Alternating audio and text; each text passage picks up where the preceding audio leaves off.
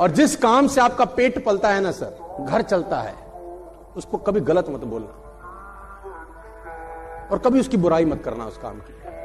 धंधा तो कभी बड़ा होगा, कभी नीचे हो जाएगा। ये थोड़ी जब नीचे हो जाएगा तो काम बेकार है। हम तो मौसमों की तरह तुरंत बदल जाते हैं। पे आउट अच्छा तो उससे बढ़िया कंपनी कोई नहीं, पे आउट बेकार तो गलत फंस गए। बरसाती मेंढक।